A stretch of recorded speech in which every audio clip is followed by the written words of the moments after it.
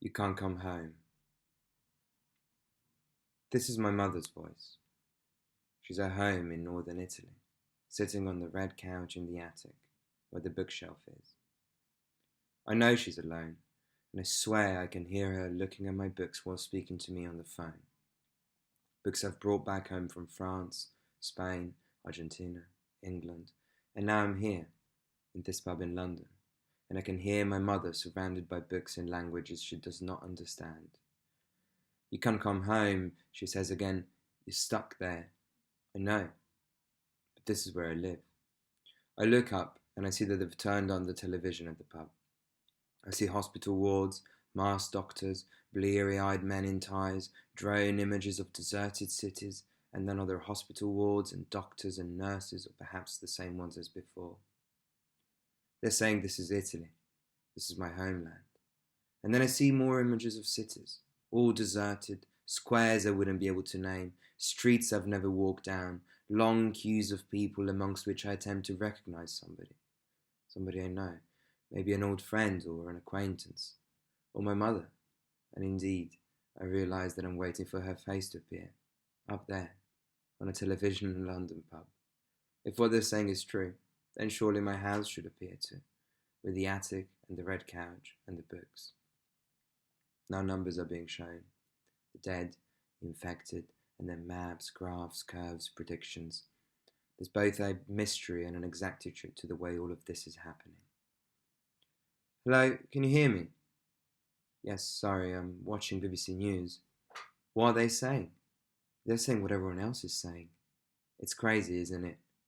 It is. And then we laugh. My mother's laughter makes the sound of paper being thrown up into the air. I feel certain, for a second, that her laughter is my homeland. Stay safe, she says. I say, you too. And as I hang up, I know that something has changed, in my life, in the world perhaps. I'm in another pub now, in downtown Boston, celebrating the end of the 20s. My mum rings me to wish me a happy new year. It's already 2030 here in Italy, she says. I say, good for you guys, you're travelling in the future. When I hang up, I see them surrounded by people. I didn't know any of them 10 years ago. Now I love them. I hug them. I call them by their names. It's all sorted now. 10 years have gone by and it's all sorted. A woman in a yellow dress comes my way from across the other end of the pub and kisses me. It's midnight. The decade is over. Let's go home, she says. By the way I kiss her back, I realise that I love this woman. And yet she will leave me. In fact, she has already left me, and I'm at home in Italy, sitting on the red couch in the attic. My mother is old. I'm older too. I can see it from my hands. I'm crying. Why am I crying? We broke up, I tell my mother.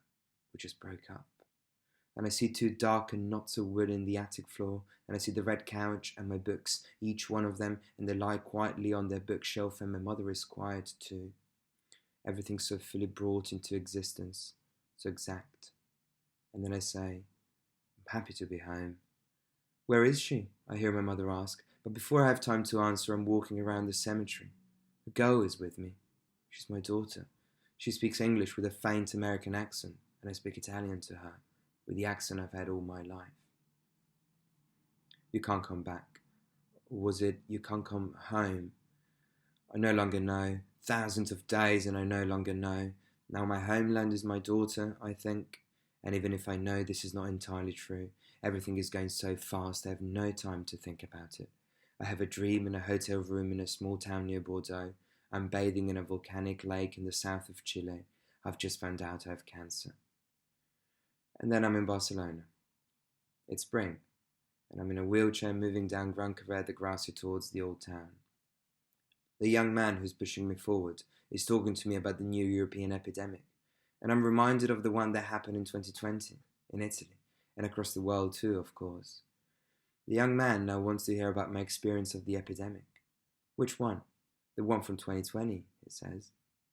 And I would like to be able to tell him, in all honesty, that we knew that we were living through history, or that nothing was ever going to be the same again, or that one morning more than 50 years ago I stood in my window in London and had the knowledge of something growing in the silence outside. But now all of this comes back to me like some unspeakable fucking tide, and I look ahead and think, Barcelona is beautiful today. And then I turn my head slightly and say, I'm sorry. I think I need to go back home. I think I forgot something. I'm sorry.